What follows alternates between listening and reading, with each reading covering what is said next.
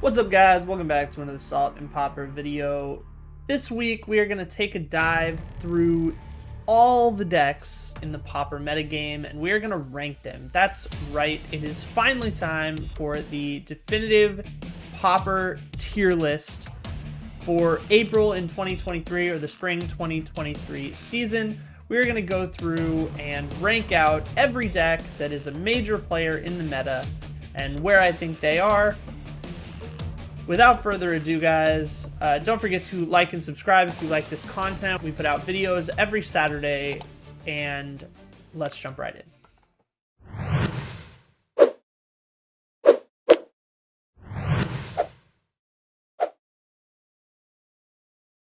Alright, guys, first up is Mono Green Stompy.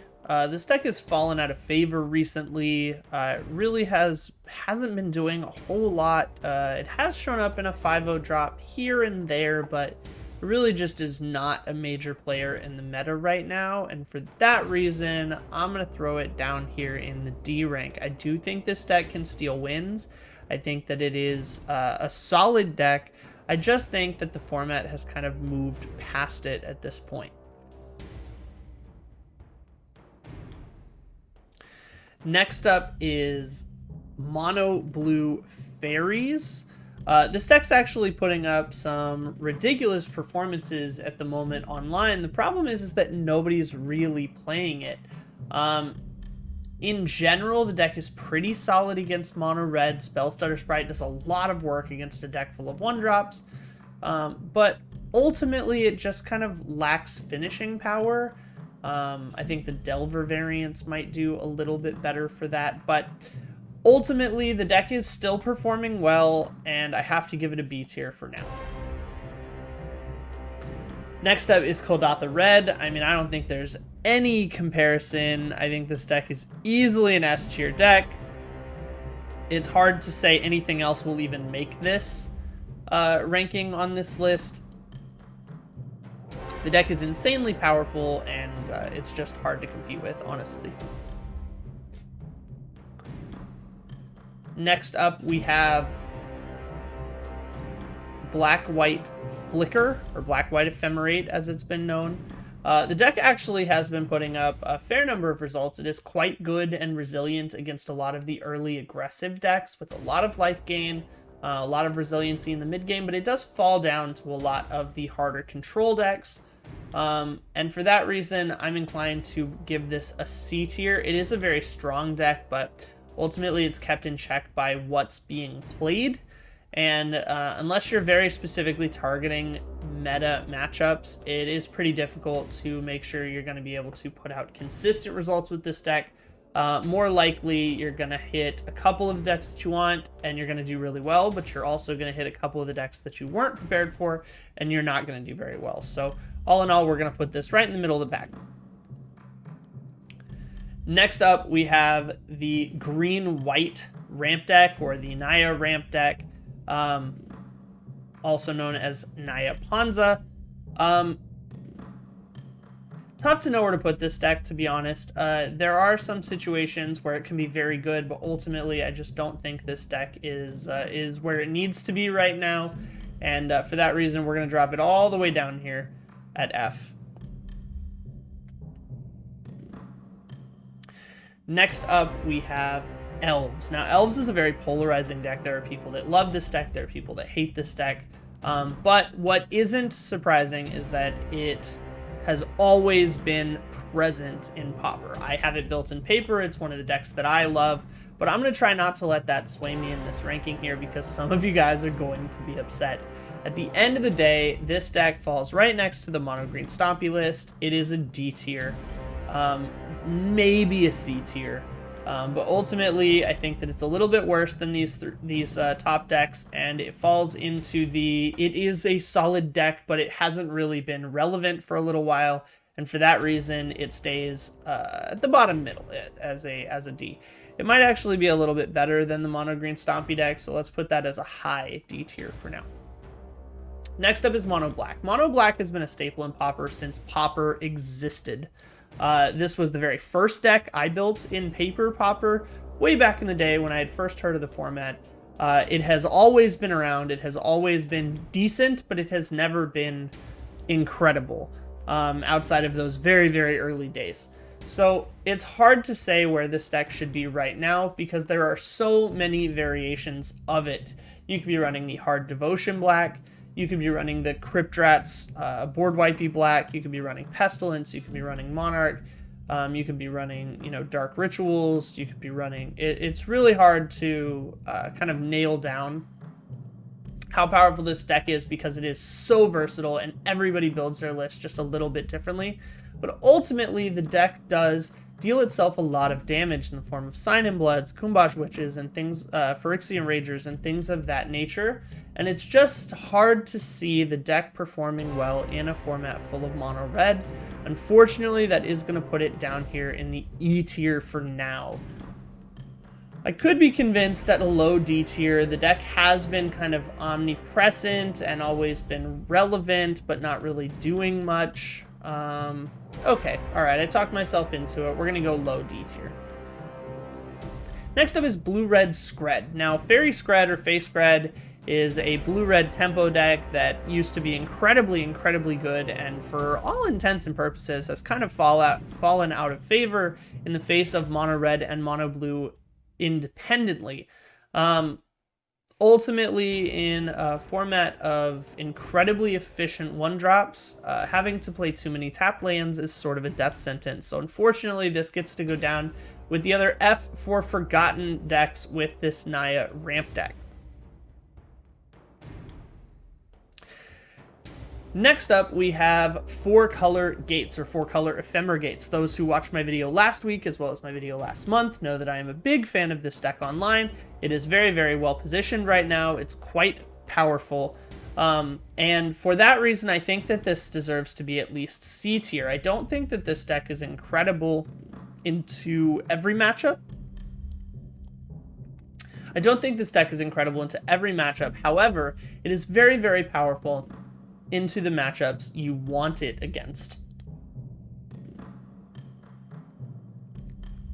I'm inclined to say it's a low B tier, only because Ponza, while good, has been a little bit less popular lately, and the Gates decks really fall down to that strategy. So for now, I think it's going to be a high C tier, low B tier. I'm inclined to drop it in this low B tier, I think. Next up is Boggles. Boggles is an incredibly powerful deck. It is quite good against mono red. It's quite good against a lot of the mid-range decks because they all rely on things like Snuff Out, Lightning Bolt, and those sort of interaction cards. It also got some pretty good inclusions and updates. A lot of people are theorizing that Seed of Hope out of March of the Machines might be making the deck a little bit better, as well as the Cartouche tech coming in so that you have a little bit of Chainer's insurance, and Faithful Companion with Commune with Spirits being a creature you can tutor as an enchantment. The deck all around has been very, very stable right now, and with the downshift of Spirit Link in Dominaria Remastered, this deck has to be an A. It's very cheap, it's very budget friendly, and it is incredibly powerful. It is a very strong deck to play right now. We're going to put this in an A rank. Kiln Fiend. Kiln Fiend, or Hot Dogs, was an incredibly popular red deck until Kuldotha Red took over. It recently has had a little bit of a resurgence online, but ultimately the deck is very vulnerable to a lot of the removal in the format right now because it does rely on sticking a creature early and then getting through with it for a win. Now, against several of the slow decks, it is pretty easy to sneak through one of those kill spells or one of those kill turns and steal some games, but once they know what you're playing and adapt to play against it, it becomes much more difficult to win. Ultimately, I think this has to go at the C tier, if not high D tier. But for right now, we're going to put this at low C tier. I think that that's a fair place to put Hot Dogs. It is just a little bit outclassed by a lot of the efficient removal in the format right now. And unless it is hyper meta focused and you're able to bring it to a very specific set of decks, it's going to run into matchups that feel almost unwinnable for you. Next up is Mono White Heroic. Mono White Heroic is a deck that a lot of people expect to get better, and have constantly been hyping up as a deck that is consistently getting more and more tools. A lot of people expect, with things like backup, that this deck is going to see more play after March of the Machines. That this deck is just going to see more play after March of the Machines. Unfortunately, I am not one of those people. For me, this deck is a solid E tier. It is slightly better than the forgotten decks of the past, but not by much. Mono White Heroic is just a little bit less good than Boggles, and by that I mean a lot less good. And ultimately, if you're gonna play Mono White Heroic, you should just be playing Boggles. Next up, another Mono White deck, Mono White Weenie. This also includes some Soul Sister-esque variants with Lunark, and this deck is very strong. It's recently had a bit of a resurgence. I've played it on the channel as well, but it is a bit of a one-trick pony. This deck is very vulnerable to things like End the Festivities, Electrickery, Fiery Cannonade / Breath Weapon. All of these things are very, very highly played right now, and it's hard to imagine this deck being above a B tier for that reason. It's just held in check by too many things. I think this is going to be right down with Kiln Fiend. I'm inclined to put this slightly below Kiln Fiend just because I think its steal potential is lower, but its gotcha rate is right up there. Next up is Blue-White Flicker, or Blue-White Reanimator. This is the deck that uses Archaeomancer Ephemerate loops with Soul of Migration to generate a whole bunch of 1/1 flyers for value. It also has Stonehorn Dignitary and things like that. This is a mid-range deck popularized by Snapbolt. It has recently fallen out of favor. It's just not holding up against the mono red decks. And unfortunately, I'm inclined to drop this down to Mono White Heroic levels, maybe slightly above. I do still see it pop up now and again. All right, we'll put this at a D tier, a low D tier. It is just outclassed, unfortunately, by several of the other decks in the format. It does still have its values, but unfortunately, things like Caw Gates just do what it wants to do better. Next up is Affinity. This is an absolute slam dunk. It's hard not to say that this should be an F tier. However, its win rate lately has sagged pretty dramatically. We're actually going to be putting this at the top of A tier. I don't think that it is a C tier at the moment. Too many decks are well prepared against this, and it just has not kept up with the meta at this time. Happy to see that, ultimately. I think that Affinity needed to kind of fall off a little bit for people to understand that the deck isn't unbeatable. And against things like Combo Tron, which we'll see later on this list, it feels incredibly difficult to win those games. So happy to report that Affinity is a solid A-list deck, solid A-tier deck, but unfortunately, I do not believe it to be in the S tier at this time. Next up is Caw Gates. Caw Gates is actually an incredibly powerful deck. And I think that it's well-rounded and versatile enough in this metagame that you can take it into a pretty much unknown meta and expect to have game in just about every match. This is a deck I played in Oakland to a very good record, and this should probably be high B tier. But I'm inclined to actually put it above Boggles, I think, in the A tier. This looks about right to me. I don't believe it's as consistent or as strong as Affinity, especially because it is weak to Affinity. Makeshift Munitions is just an absolute headache to deal with. But it is an incredibly strong deck nonetheless. It has great game in the form of 4 Sacred Cats plus 4 Prismatic Strands, which is incredibly strong against burn. And we're going to situate this right in the middle of A tier for now. Next up is Tireless Tribe combo. Tireless Tribe combo is a deck that used to be incredibly popular. It has definitely fallen off in popularity, although it does still pop up in the 5.0 ranks or a challenge list here and there. Ultimately, I'm inclined to put this down with the other Forgotten to Time decks. I don't believe it's as good as Kiln Fiend. We're going to put this at the bottom of E tier. I do still think that it is doing something, unlike these other two decks, but it's not good right now. Next up is Familiars. Now, Familiars is an incredibly powerful combo deck that has seen several variations over the several months that it has been in competitive metagame. Unfortunately, I think that it is slightly outclassed right now in the face of Tron. It's hard to imagine wanting to play Familiars when Tron is available to you. And for that reason, I don't think it can be an A tier. I do think that this rating changed pretty significantly between paper and online, so let's discuss that a little bit. Online, this deck is incredibly difficult to play. It requires an astronomical amount of clicks and setup for your screen real estate in order to play the deck and pilot it effectively and be able to win within time.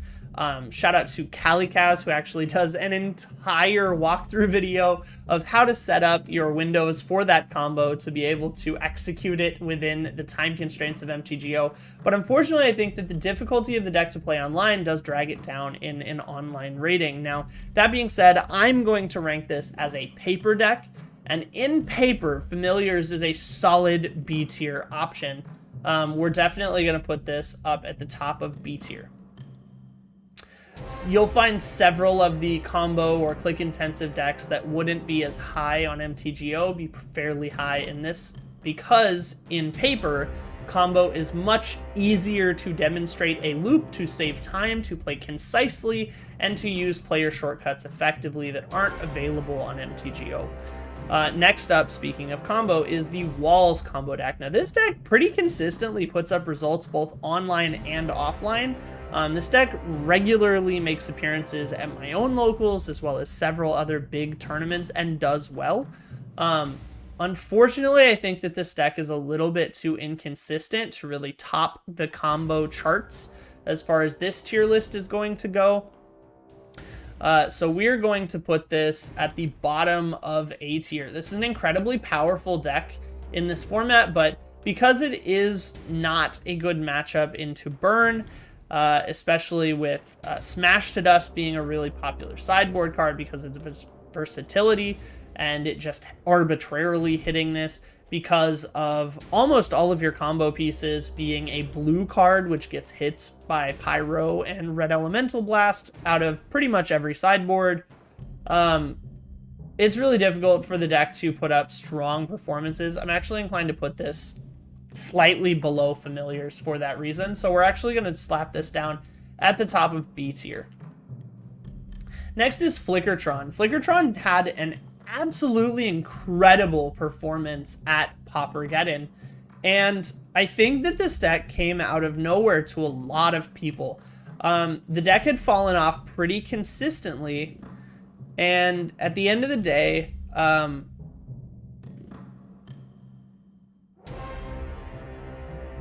this deck had fallen off recently pretty dramatically in favor of other faster strategies or more consistent control-y style decks. And I was really surprised to see this hit the top 8 in Paupergeddon, and I'm sure a ton of other people were as well. With that being said, the deck is incredibly powerful, and it has consistently put up results since then. It was even just recently featured in another 5.0 drop today. And it's hard to see this deck not being B tier or above just for its ability to perform. Right now, we're going to put this at the bottom of B tier. I do think the deck has a lot of strong matchups, and it's very good bluff catcher. It also acts as a little bit of the fun police in that it is very good against most homebrew decks, just because of how consistent it is, how resilient it is, and how oppressive it can be when it goes off. It's really difficult to compete with that deck's resiliency. Next up, we have the blue-black Terrorlist, Tolarian Terror and Gurmag Angler, and this deck has been very popular since Dominaria United was released and Tolarian Terror was introduced into the Pauper metagame. The deck pretty consistently puts up results, but unfortunately it's just a little bit too easy to run out. It is RNG related because you have the ability to mill away some of your creatures, and until we get some new cards, which may make the deck a bit better, right now, at least, as of the time we're recording this video, March of the Machines is not yet out. And while I think it will be better with March of the Machines, specifically one card that we will talk about in my Pauper set reviews, make sure you check those out. Those will be coming all week leading up to the release of March of the Machines, so make sure you're subbed if you want to watch those. But right now, the deck has plateaued a bit. It is not fast enough to deal with red, it's not consistent or threat dense enough to deal with Affinity, and it's not fast enough to deal with Caw Gates. It also has a damage ceiling in that there is a finite amount of damage that the deck can put out. And although it does have some very, very fast draws, overall, I think that for consistency reasons, as well as other better options, this deck is going to be right smack in the middle of B tier. And it may be slightly towards the top of B tier. It is a very good deck, but I think it is just outclassed by some of the combo decks, as well as some of the more, we'll call them consistent mid-range and aggro decks available to us. Next up is Songs of the Damned and Reaping the Graves combo. Now this deck can look incredibly impressive. It feels incredible to play. It's also known as Cycle Storm, and it is a very, very powerful deck. However, it is very fragile, and if your opponent has any amount of graveyard hate out of their sideboard, it is very, very difficult to then win those games. I have lots of experience playing with and against this deck, and I'll tell you right now that if they turn one a relic, it is very hard to play through that. And for that reason, this deck does get held back pretty considerably. Unfortunately, I think this has to go at the top of D tier for me, but I'll give it the benefit of the doubt and say that it's a low C tier. I just think that while the deck is powerful, there are better combo decks out there, and for the amount of interaction that this deck has against it, already present in sideboards, it is very difficult to justify playing this into as much hate as you're going to. Next up is Black-Red Burn. Black-Red or Madness Burn is very good specifically against mono-red. This deck is very good in the burn matchup, as well as several other matchups, and it has game against a lot of the field. It's fast enough to put pressure on many of the combo and control decks, and it's resilient enough to draw out of mulligans. It is resilient enough to draw through a lot of interaction, and it is it has staying power and finishing power, in that it has life gain and reach. So it's really difficult to nail this deck down. Ultimately, I do think it is very strong. It has great synergy, and it has good sideboard options. I'm going to put this at the bottom of A tier. I think this deck is very, very strong. Next up is Mardu Synthesizer. Now, this deck is hard to evaluate because it hasn't been played very much, and the few players that do really like the deck are very, very good. So it's hard to see what the deck would do with the average pilot, because the average pilot isn't playing this deck. It is very difficult to play. It is incredibly threat light. You have to play very tight, very concise, and it does punish you when you overcommit. Ultimately, the deck has pretty quickly fallen off because it is a little bit too vulnerable to, well, any amount of efficient removal and interaction, and it really just takes a little bit too long to set up against the combo decks. It doesn't have the interaction you need, and against burn, you're running far too many tap lands to keep up with that pace. So for that reason, this has to go at the bottom of D tier. It is still a deck that can win games in Pauper in its current iteration. It's just not the best option. Next up, we have actual Boros Synthesizer, which cuts the black for a lot of speed, access to more aggressive options like Rally the Peasants. It also has things like Boros Synthesizer, Monastery Swiftspear, Thraben Inspector, things like that. So, hard to say. The deck is very strong. I think ultimately, if the deck is tooled well, it has game against everything similar to Caw Gates, but I don't think it's quite as good as Caw Gates. So I'm going to put Boros Synthesizer at near the top of B tier. I don't think it's quite as good as some of the other options, but it is a solid choice most of the time. Next up, we have Ultratron. This is the second and only other S-tier deck in the format, I feel, at the time of recording. This deck is incredibly powerful. It has one of the best win conditions available to Pauper. It has one of the easiest combos to assemble, now with Mere Kinsmith. The deck is just an absolute powerhouse, and it's hard to imagine this deck being anywhere but S-tier after crushing Paupergeddon recently. On top of that, the deck is just very well positioned against a lot of the decks that want to beat it. Infinite Life, much like the Familiars deck, is a very good win condition in paper Pauper specifically. Obviously, on MTGO, Infinite Life just isn't going to do it. But in paper, that will initiate a lot of scoops from the opponent.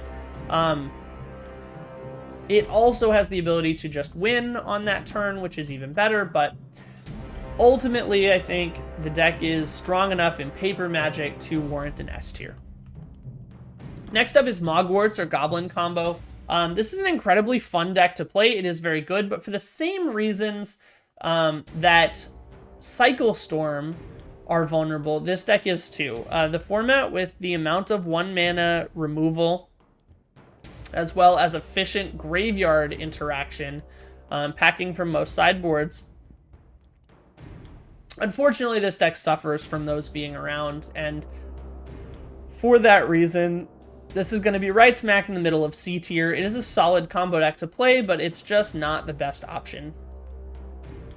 Next up, we have Ponza. Ponza is a very polarizing deck for a lot of people. Some people think that it's incredible, some people think that it's terrible, some people think it's a meme. But in a format full of Tron-based combo decks and gate-based mid-range decks, Ponza is a real archetype, and it is incredibly difficult to fight through. The best 7-card hand from Ponza can beat the majority of the best 7-card hands from anything else. And for that reason, it actually will be at the closer to the top of the list than I think a lot of people expect. That being said, I don't think this is an S tier by any means. I don't even think it's an A tier, but I will be putting this right above the Boros Synthesizer list as a solid choice in the top of B tier. And that's really just getting cut points for the over-accessibility of the artifact bridges and how much those hose that deck.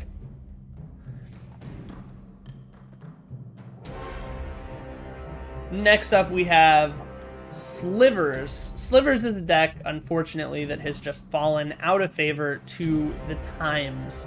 I think this deck still can win games, but unfortunately, it is down here at the bottom of E tier, high F tier. This is just not the deck that you want to be playing in today's metagame, and at the end of the day, it's not the best aggro deck. It's not even the best tribal deck. So it's really difficult to see this going any higher. And last but not least, we have Turbofog. Now, Turbofog, for those of you who know me, who have played me in person at any major event, know that I absolutely love this deck. I played it to a fantastic result in Vegas, ending the weekend a total, I think, in between side events, double ups, and just heads up money matches. I think I ended 16-2 overall through the weekend playing Turbo Fog. The deck was absolutely insane and overperforming that entire weekend. That being said, against things like Ponza, against Tron combo, against familiars, the deck can't do a whole lot in the face of infinite damage, but it does not care about infinite life, and that is a substantial boon to this deck. When the majority of the combo decks, being familiars and Ultratron, don't kill you, they just gain infinite life. Walls is a significant weakness here because they do just kill you. It's also fairly weak to Cycle Storm, although you can play around it by just sandbagging as many Weather the Storms as possible and trying to out-life gain their damage. For that reason, I will actually be putting this deck, and a lot of people are going to come at me in the comments, but I will be putting this deck at the bottom of A tier to round out the tier list. There are a couple of extra blurbs down here, but they're just duplicates. This is Mono Black again, and this is Boros Synthesizer. This is the aggressive variant of Boros Synthesizer. I actually think this is considerably worse. This would also be known as the Boros Batterfist version. This is running Kildatha Rebirths and Rally the Peasants. I think this is down here by this Mardu Synthesizer list. Batterfist is just not a good card against Kildatha Rebirth. And when 25 to 30% of the metagame is playing mono red, it's just not where you want to be on your turn 2. So I'm actually going to put this down here at the bottom of C tier. It is still a Boros deck, and Boros is good right now, but just not where you want to be, and it's certainly not the best Boros variant. And then this is the Devotion variant of Mono Black. Not sure why they have two versions of Mono Black here. The difference between Thorn of the Black Rose and the Grey Merchant versions of Black being hard control, the Crypt Rats and Pestilence version, versus the Devotion control. Ultimately, the decks usually just run sub-mixture of both, so I'm going to put these in the same spot. Hard to imagine why they have two variants here, but there we go. Now that rounds up my Pauper tier list for the entirety of all of the big decks in the Pauper metagame as of April 2023. Let me know down in the comments what you thought. I'll actually link the tier list that I'm using down in the description box below so that you guys can do your own. Tweet at me a screenshot of your tier list when you're done with it on Twitter. I'd love to see your guys' options, what you agree with, what you disagree with, and let's talk about it. As usual, guys, thank you so much for watching along. I hope that you enjoyed the comments, and I hope that you found some value in my opinions here. And as usual, guys, goodbye forever, unless I see you next time. Peace out.